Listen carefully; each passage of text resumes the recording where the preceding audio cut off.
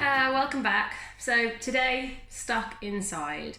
Not the best weather. Last week it was 30 degrees. Now I know everyone was dying in the tubes from dehydration, but I personally thought this weather was amazing. More of an excuse to have barbecues and drink some wine. So fingers crossed for me, it comes back.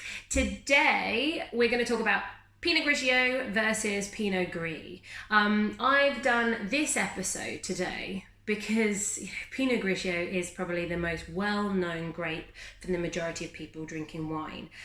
Now, there is a bit of a difference between Pinot Grigio and Pinot Gris, but they are the same grape.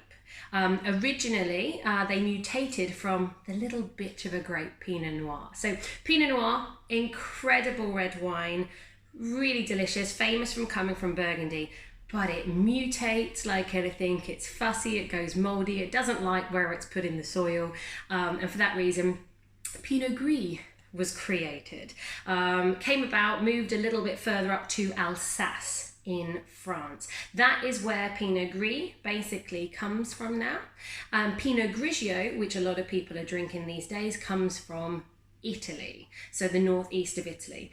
They are generally two different styles, even though they are the same grape. So if you take Pinot Grigio, they pick the grapes a lot earlier. Now, if you pick grapes earlier, they have less sun.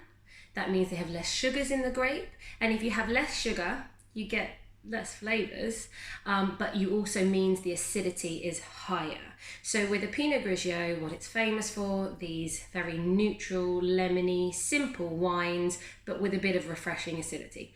I mean, I'd rather, or I don't know, drink a bit of cat sweet, whatever, but each to their own. I'm going to talk a bit more about the Pinot Gris, which I think is a bit more exciting. Pinot Gris is richer, it's spicier, often has more tropical flavors, and for that reason the acidity is lower, but you get a more richer mouthfeel. I think it pairs more with food.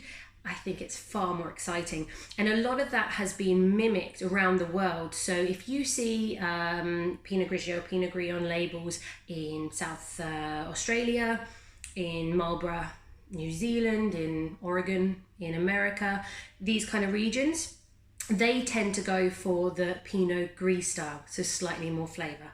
Each to their own. Another really exciting region, if you want to be a bit wine nerdy, wine geeky, and try something new, is Slovenia. Slovenia, there is a region called Brda. Let's see if I pronounce that right. Any Slovenians on here? Write me a comment. Brda is literally on the border of northeast Italy, of Friuli, Venezia, Giulia, where a lot of the more neutral, simple Pinot Grigio comes from. And they're doing some really exciting examples of Pinot Grigio and a lot of stuff that's orange wine. I don't know if anyone's heard of orange wine. Orange wine simply is taking a white wine and leaving it on the skins for up to 3 days. The skin colour is always going to give the tannin and the flavour. And Pinot Grigio, as I've already said to you, used to be mutated from Pinot Noir. So the interesting thing is the skins, unlike any other white wine variety, are actually like a bluey grey colour, which means left in contact with the skins, this is a really good orange wine variety. So you can really get a little bit more texture, a little bit more oiliness, a little bit more structure. So that's really, really interesting. And they're doing a lot of that in Slovenia as well. So always worth having a little look. Simčić is the producer that's in Brda in Slovenia that I really, really like. So have a little look on the internet and see if you can find a bottle of that. So today I am trying YALUMBA, the Y series Pinot Grigio from South Australia. I got this from the Co-op, and I got it for £9. So again, as I want to do throughout this whole series, is showcase wines that are actually tasty, that you can get around the corner, and you know a little bit more about them. YALUMBA is fantastic. YALUMBA are, I think, the most historic, oldest family-owned winery in Australia. They've been around for about 5 generations, 100 and 60 or 162, 165 years, something like that. And in fact, they are one of the founding families of Australia that came across back then. Great history, great wines. LOUISA Rose, she is an incredible winemaker. She, in fact, probably is, I think it's fair to say, one of the most influential winemakers in the world for a great variety called VIOGNIER. She's great at making wine. So this is not the VIOGNIER, but a bit of history on the winery. This Pinot Grigio, in fact, if you want to go online, their website's fantastic, and it gives you tasting notes, it gives you food pairings. This one, it says it goes very well with pork, and I think they said apple and fennel. So we will try and see. I'm going to crack this open because I can't wait any longer. And let's give it a try.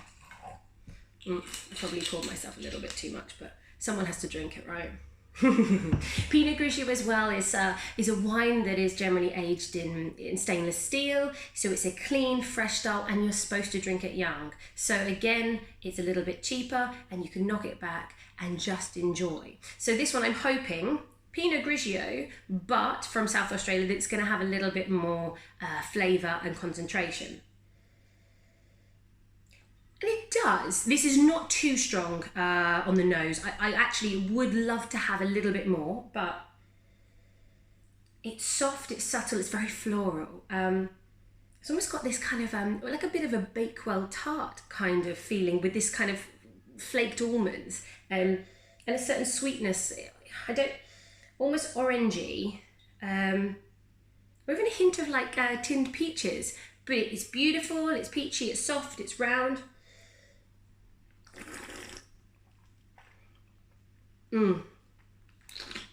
Now there's creaminess, there's a weight to that, and that's because they've done some lees aging, or if you want to use the French term, batonnage.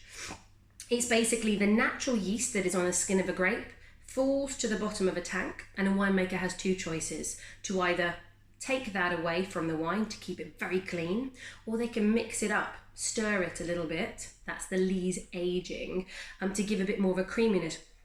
And this certainly has that.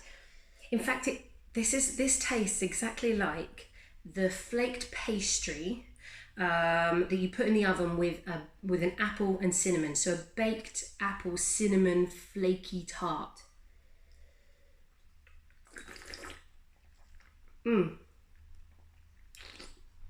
Lovely, really good flavours. I wouldn't say this lasts too long in your mouth. This is not a wine that's going to blow you away, but certainly a wine that's full of flavour, really tasty. I'm thinking probably I will put it with, I'm going to do a chicken chow mein tonight, a little bit of the soy sauce, a little bit of ginger. I think this will go nicely with that kind of orange blossom, that cinnamon, the sweeter spices will blend really nicely together. Give that a try. In general, for any food pairings for Pinot Grigio, if you're going with the lighter stuff, keep the dish light. A very nice grilled piece of fish with squeeze of lemon, maybe a little bit of parsley, a little bit of herbs. Keep the vegetables nice and clean, asparagus, any kind of seafood and salad will go nicely. If you're going for the richer, slightly more powerful Pinot Gris, then you can start getting a bit more interesting. Maybe a roasted chicken with some kind of capers and doing some pesto, things a bit stronger. All the kind of Asian food, I think, with Thai food will go really beautifully, especially if you have a slightly off dry style of Pinot Gris, which you can have. So I think it's quite versatile, to be honest. Very interested to hear your comments. Do enjoy your Pinot Gris or Pinot Grigio, and hope you learned a little something. Like, subscribe, share, and enjoy your wine.